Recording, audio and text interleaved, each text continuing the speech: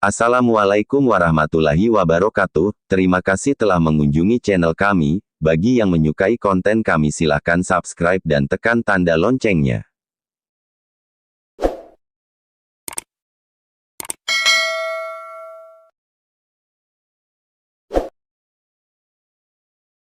Dalam persiapan Perang Badar, Nabi memeriksa barisan dan lewat di depan semua pengikutnya, beliau memberikan semangat dan meluruskan barisan. Ketika beliau melihat sawat barisannya terlalu ke depan, beliau menegurnya dan memukul perutnya dengan anak panah. "Hai sawat, luruskan barisanmu." Kemudian sawat protes dan berkata, "Hai Rasulullah, engkau telah menyakitiku, padahal Allah telah mengutusmu dengan kebenaran dan keadilan, maka biarkan aku membalas pukulanmu." Kemudian Nabi berkata, "Peganglah ini," sambil memberikan anak panah itu dan juga menyingkap baju hingga terlihat perutnya.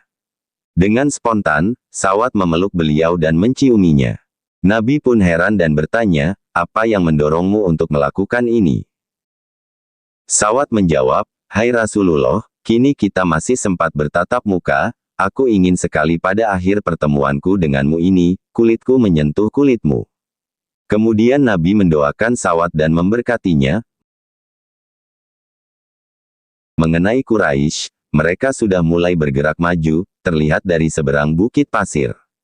Dari kejauhan, pasukan Quraisy itu terlihat jauh lebih kecil dari jumlah sebenarnya. Karena Nabi benar-benar tahu, pasukan Quraisy sangat banyak sekali. Kemudian, beliau kembali ke tempat pemberhentian bersama Abu Bakar dan memohon pertolongan kepada Allah seperti yang ia janjikan. Suatu ketika Nabi tidak menyadarkan diri. Saat terbangun beliau berkata kepada Abu Bakar, "Bergembiralah Abu Bakar, pertolongan Allah pasti datang kepada kita. Jibril telah datang, dan tangannya telah memegang tali kuda yang ia tunggangi, dan ia ikut berperang dengan kita." Dalam sejarah bangsa Arab, banyak peperangan dibatalkan pada menit-menit terakhir. Namun, Nabi kala itu benar-benar yakin bahwa peperangan pasti akan terjadi, dan pertempuran hebat itu merupakan salah satu kemenangan dari dua kemenangan yang dijanjikan Allah. Saat pertempuran benar-benar akan terjadi, burung elang pun tahu bahwa sebentar lagi akan terjadi pertumpahan darah yang hebat. Burung elang itu telah bersiap-siap untuk menyantap bangkai-bangkai para tentara yang akan terbunuh. Sebagian terbang melayang-layang dan sebagian lagi bertengger di tebing bebatuan dekat pasukan Quraisy.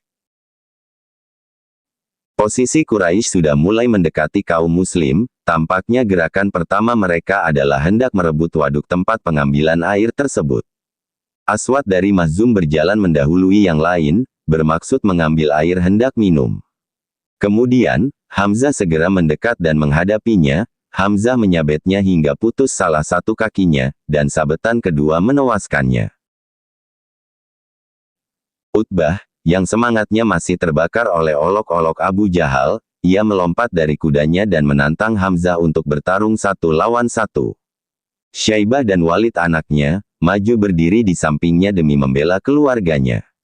Tantangan itu segera disambut oleh Auf dari Najjar suku Khazraj. Ia adalah salah satu dari 6 orang Ansar yang pertama berbaiat kepada Nabi, dan maju pula Muawis. Kemudian tantangan ketiga diterima oleh Abdullah ibnu Rawahah. Rawahah adalah orang yang melawan pemimpinnya sendiri, Ibnu Ubay. Ketika ia mengucapkan salam dan penghormatan kepada Nabi, penantang itu bertanya, "Siapa kalian?" Ketika mereka menjawab, Utbah berkata, "Kalian orang-orang terhormat dan teman kami tidak ada urusan dengan kalian. Kami hanya menantang orang-orang dari suku kami sendiri, yaitu Muhammad." Kemudian, suku Quraisy itu berteriak, "Hai Muhammad, ajukan orang-orang kami sendiri sebagai lawan kami." Kemudian, Nabi sendiri hendak maju, namun, kaum Ansar menghalanginya. Maka beliau berbalik menemui kerabatnya sendiri untuk memulai peperangan. Nabi berkata, "Hai Ubaidah, Hamzah, Ali, majulah kalian bertiga untuk melawan mereka." Ubaidah adalah lelaki yang tertua dalam kelompok itu dan paling berpengalaman di antara seluruh sahabatnya. Ia seorang kakek dari Bani Muthalib yang bertarung menghadapi Utbah. Sementara Hamzah menghadapi Syaibah, dan Ali menghadapi Walid. Pertempuran itu tidak memakan waktu yang lama. Syaibah dan Walid terkapar di tanah, sementara Hamzah dan Ali tidak terluka sedikitpun. Namun sayang, saat Ubaidah memukul Utbah hingga terjatuh, salah satu kaki Ubaidah terkena tebasan pedang Utbah hingga terputus. Maka kemudian, Hamzah dan Ali menebaskan pedangnya ke Utbah dan Hamzah menyerangnya hingga tewas. Kemudian mereka membawa Ubaidah kembali ke perkemahan, namun, Ubaidah telah kehilangan banyak darah yang mengalir deras dari kakinya yang terputus. Kemudian, dalam keadaan sedih Ubaidah bertanya kepada Nabi, "Ya Rasulullah, apakah kematianku ini syahid?" "Tentu saja wahai saudaraku," kata Nabi. Keheningan sesaat di antara kedua belah pihak segera pecah, karena desingan sebuah anak panah dari suku Quraisy. Anak panah itu menjatuhkan bekas budak Umar ke tanah, Haritsah, ia terluka parah. Anak panah kedua mengenai lehernya. Ia adalah pemuda Khazraj yang sedang minum di waduk.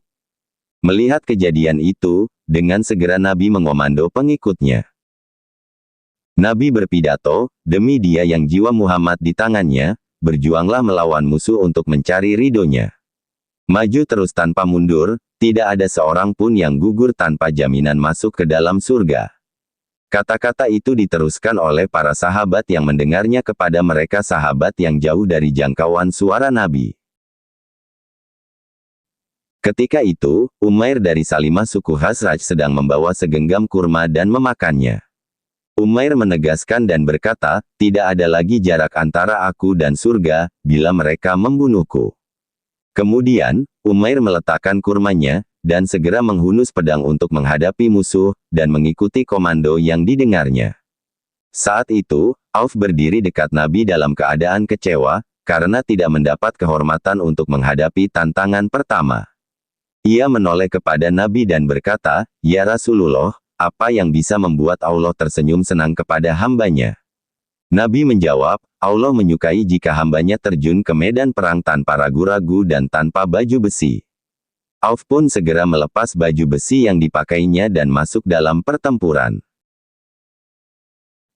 Ketika itu, Nabi memungut segenggam kerikil dan berteriak kepada kelompok Quraisy. Hancurlah wajah-wajah itu, kemudian beliau melemparkan kerikil-kerikil itu kepada mereka, dengan niat melempar bencana. Auf yang tanpa baju besi dan Umair juga berada di antara orang-orang terdepan yang maju melawan musuh. Keduanya terus berjuang hingga terbunuh, dengan tewasnya mereka dan juga gugurnya Ubaidah dan 2 orang yang terkena anak panah, maka jumlah syahid jadi 5 orang. Hanya 9 orang lagi yang terbunuh pada hari itu, diantaranya Umair yang lain, atau adik Sa'd, atau pemuda yang pernah disuruh Nabi pulang karena kurang umur untuk ikut berperang. Mengenai pelemparan kerikil, Allah telah menurunkan wahyu setelah tidak lama perang usai. Ayat tersebut terletak dalam surah ke-8 ayat 17. "Bukan kamu yang telah melempar mereka ketika kamu melempar, tetapi Allah lah yang melempar."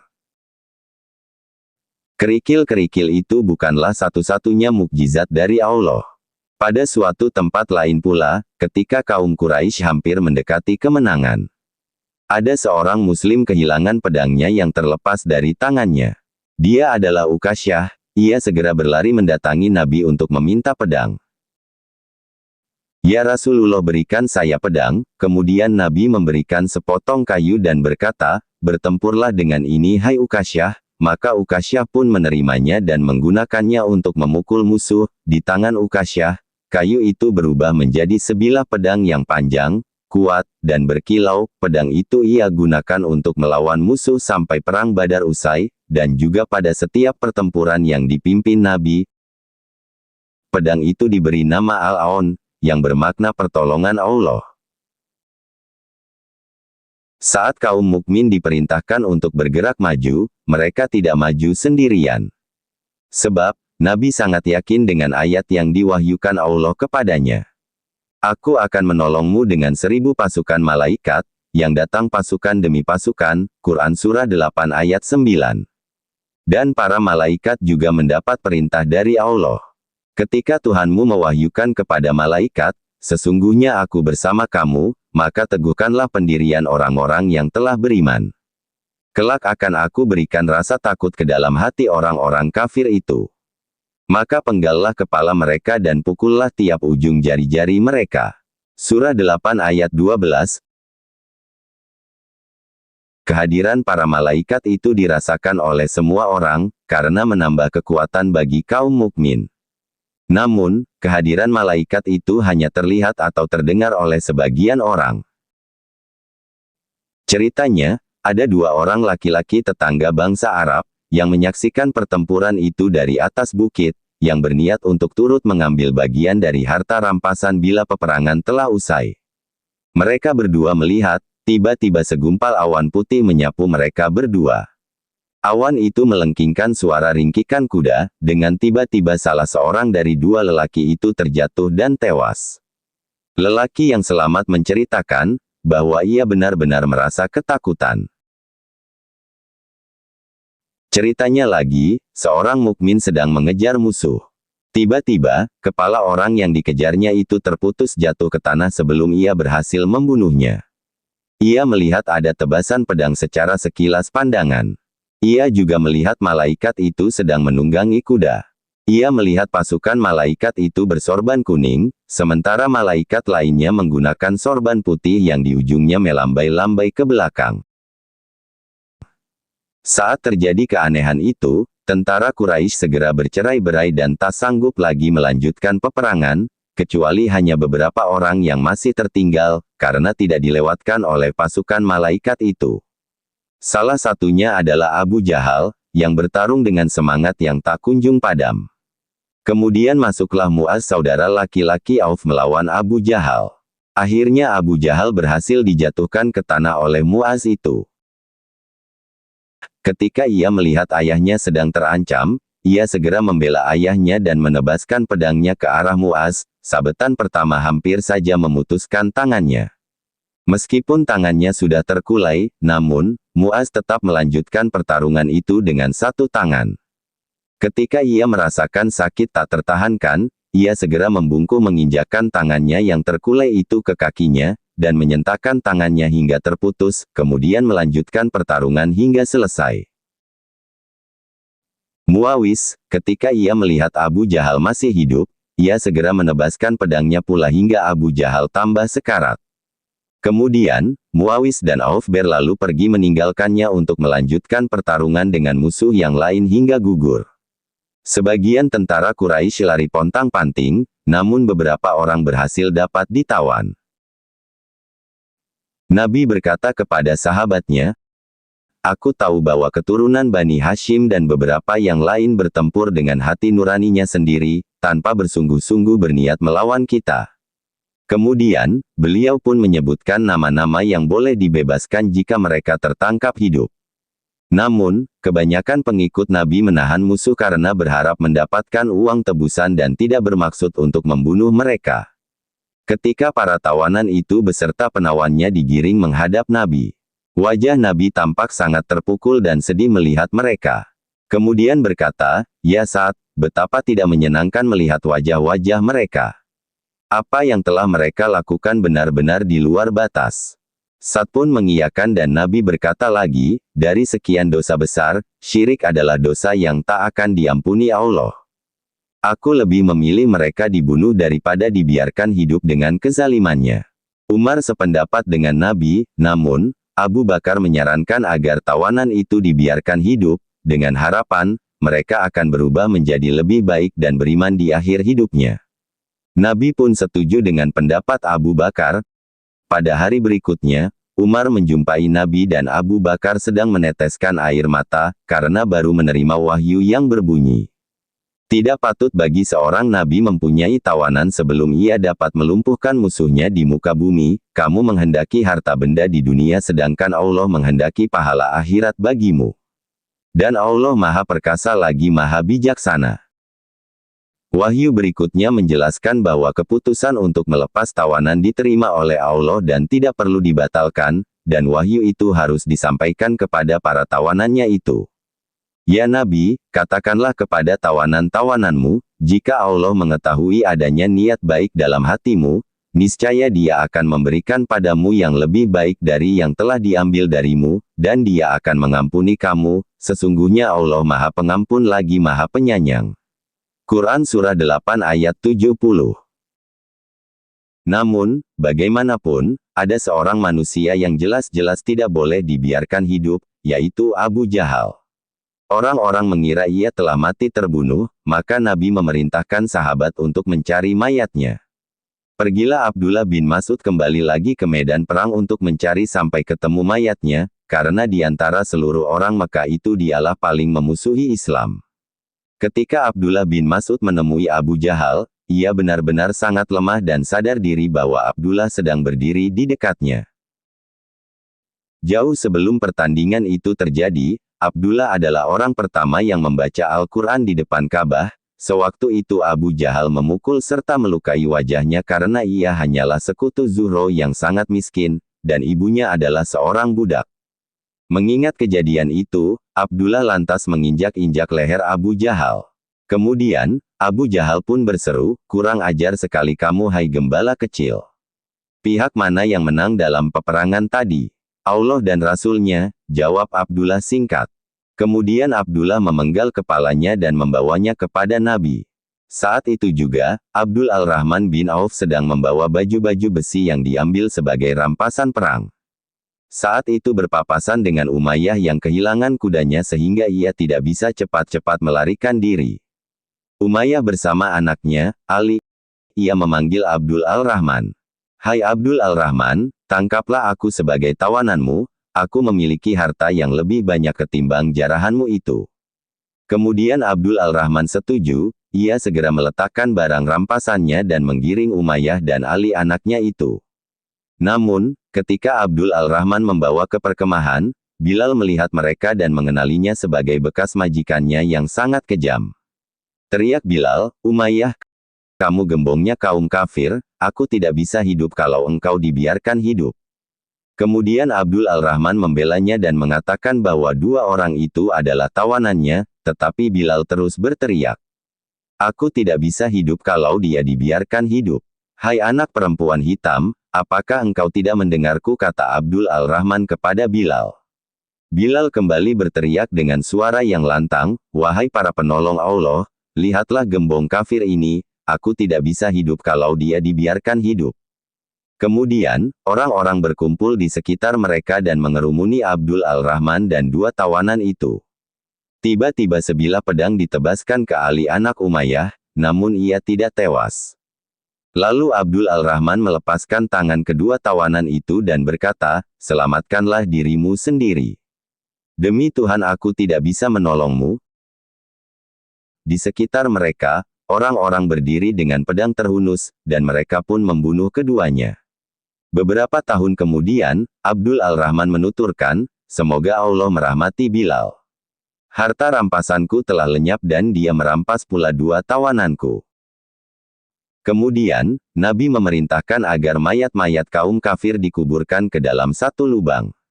Saat itu, ketika mayat Utbah dimasukkan ke liang lahat, anaknya, Abu Huzaifah, wajahnya menjadi pucat pasi yang dirundung duka yang mendalam. Di situ Nabi dapat mengerti perasaannya kemudian menyarankan agar ia memalingkan wajahnya. Abu Huzaifah berkata, "Hai Rasulullah, aku bukan hendak memprotes perintahmu untuk menguburkannya. Tapi, aku mengenalnya sebagai seorang laki-laki yang bijaksana, baik, dan ramah. Awalnya aku berharap, sifat-sifat baiknya itu dapat membawanya untuk masuk Islam. Namun, sekarang aku menemukan kenyataan yang sangat bertentangan dengan harapanku, sehingga aku merasa sangat sedih." Kemudian, Nabi memberkahi Abu Huzaifah dan menghiburnya dengan kata-kata bijak. Setelah kedamaian dan keheningan di perkemahan, terjadilah suatu pertengkaran tentang pembagian harta rampasan. Mereka meminta Nabi agar harta tersebut dibagi dengan bijaksana. Mereka merasa tidak mau melepaskan hak miliknya, karena mereka telah mengumpulkan barang-barang dari musuh itu. Namun, belum sempat Nabi mengatur pembagian itu, turunlah wahyu yang membuat masalah itu menjadi lebih mudah. Ayatnya, mereka bertanya kepadamu tentang pembagian harta rampasan, katakanlah, harta rampasan adalah milik Allah dan Rasul-Nya. Quran Surah 8, ayat 1. Maka, Nabi memerintahkan agar semua harta rampasan yang mereka peroleh dikumpulkan, termasuk juga para tawanan, semuanya dikumpulkan bersama-sama. Tidak lama kemudian, harta rampasan itu ditetapkan sebagai harta milik bersama. Perintah itu pun segera ditaati tanpa banyak protes lagi. Di antara tawanan itu, orang yang paling terkenal adalah kepala suku Amir, yaitu Suhail sepupu Saudah dan juga saudara suami pertamanya. Tawanan lain yang memiliki hubungan lebih dekat lagi dengan Nabi adalah paman beliau sendiri, yaitu Abbas dan menantunya, Abu Esh, suami Zainab.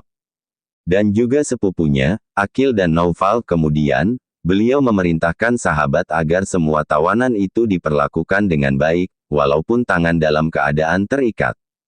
Akan tetapi, mengingat pamannya akan menderita, Nabi malam itu tidak bisa tidur. Sehingga beliau menyuruh agar ikatannya dilepas, dan juga tawanan lain mendapatkan perlakuan yang cukup baik dari kerabat mereka. Ketika itu, Mus'ab menengok saudaranya, Abu Aziz yang sedang diikat oleh kaum Ansar yang menangkapnya. Mus'ab berkata, jagalah ia, karena ibunya orang kaya, kalian pasti akan diberi tebusan. Abu Aziz berkata, saudaraku, bagaimana mungkin kau titipkan aku kepada orang lain? Kemudian Mus'ab menjawab, merekalah yang kini menjadi saudaraku, menggantikan posisimu. Setelah itu beberapa tahun kemudian, Abu Aziz biasa menceritakan tentang kebaikan dan perilaku kaum Ansar saat mengawalnya, dan membawa tawanan itu sampai ke Madinah. Kemudian, ditebus oleh ibunya dengan uang 4.000 dirham. Begitu diketahui bahwa lebih 800 orang pasukan Mekah kembali secara bertahap ke kotanya, Nabi mengutus Abdullah ibnu Rawaha untuk menyampaikan berita atas kemenangan kaum muslim kepada warga Madinah. Namun, Nabi bersama pasukannya yang lain tetap tinggal di Badar. Malam itu beliau berdiri di dekat kuburan para kaum Quraisy, dan berkata, hai para penghuni kubur, sebagai kerabat nabimu, kalian telah menunjukkan kejahatan sebagai bentuk persaudaraan. Kalian mengatakan aku sebagai pembohong, sementara yang lain beriman kepadaku. Kalian melawanku, sementara yang lain membantuku meraih kemenangan. Sudahkah kalian merasakan bahwa janji Allah kepadamu adalah benar-benar nyata? Aku telah meyakini kebenaran segala janji Allah kepadaku. Kemudian, pengikut Nabi merasa heran dan aneh melihat Nabi berbicara kepada orang yang sudah mati. Pengikutnya bertanya, ya Rasulullah, kenapa engkau berbicara kepada orang yang sudah mati, apakah mereka mendengar? Nabi menjawab, mereka mendengar kata-kataku sebagaimana kalian mendengarnya. Hanya saja mereka tidak bisa lagi menjawabnya. Keesokan harinya, pagi-pagi Nabi bersama seluruh pasukan dan harta rampasan perangnya berangkat menuju Madinah. Ada 2 orang tawanan yang akan ditebus dengan harga 4.000 dirham. Yaitu, Nadir dari Bani Abdul Aldar dan Uqbah dari Bani Abdul Al-Syams. Mereka itu sebenarnya adalah musuh terburuk bagi kaum muslim. Jika mereka dilepaskan, besar kemungkinan mereka akan segera melakukan tindakan jahat lagi kepada kaum muslim. Kecuali jika hati mereka tergugah untuk beriman, karena kemenangan kaum muslim dalam peperangan itu. Karena itu, Nabi terus menatap kedua tawanan itu, tetapi tidak ada sedikit pun tanda-tanda perubahan dengan perilaku mereka untuk masuk ke agama Islam. Dan, selama perjalanan itu, jelas bagi Nabi bahwa bila mereka dibiarkan hidup tidaklah sesuai dengan kehendak Allah. Akhirnya, di pemberhentian pertama Nadir dihukum mati yang dilaksanakan oleh Ali. Kemudian, di pemberhentian kedua, Uqbah pun dihukum mati yang dilaksanakan oleh seorang sahabat dari Aus. Kemudian Nabi membagi-bagikan sisa tawanan dan harta rampasan secara adil kepada seluruh sahabatnya yang ikut dalam ekspedisi itu. Sementara itu, Zaid dan Abdullah ibnu Rawaha sudah sampai di Madinah. Penduduk Madinah benar-benar gembira mendengar kabar kemenangan di Perang Badar itu, kecuali kaum munafik dan kaum Yahudi. Di samping menyampaikan berita baik, Zaid juga mendapat kabar duka. Yaitu, Ruqayyah telah meninggal dunia, dan ia bertemu dengan Utsman dan Usamah yang baru saja pulang dari proses penguburan Ruqayyah. Saat isak tangis atas kematian Ruqayyah masih didengar di sudut-sudut kota, Zaid juga menyampaikan kepada Afra tentang kematian kedua anaknya, yaitu Auf dan Muawis. Mendengar kabar itu, Saudah pergi bola-balik antara rumahnya dan rumah Afra untuk turut berbelasungkawa. Bagi Afra, berita kematian kedua anaknya itu tidak saja menimbulkan rasa duka, tapi juga menumbuhkan rasa kebahagiaan. Sebab, Afra yakin kematian kedua anaknya gugur sebagai syahid. Kemudian, Zaid juga membawa berita kepada Rubai, tentang kematian anaknya yang masih sangat belia, yaitu, Haritsah ibnu Surakah, yang lehernya tertembus anak panah ketika ia sedang minum air di dekat sumur atau waduk. Ketika Nabi sampai di Madinah, Rubai segera menemuinya dan menanyakan tentang anaknya. Nabi menjawab bahwa anaknya terbunuh sebelum peperangan dimulai. Mendengar kabar itu, Rubai bersedih karena menganggap belum sempat berjuang demi Islam. Rubai bertanya lagi, "Wahai Rasulullah, maukah engkau menceritakan kepadaku tentang Haritsah? Jika ia masuk surga, aku akan ikhlas melepaskannya, tapi jika tidak, maka aku akan terus menangisinya demi menebus dosanya." Kemudian, Nabi menjawab, "Semua terbunuh karena mengikutiku, nilai sebuah kematian tergantung pada niatnya." Dan beliau juga menjawab secara khusus, "Wahai Ibu Haritsah, di dalam surga ada banyak taman, sungguh, putramu kini sedang berada di taman surga yang tertinggi, yaitu surga Firdaus.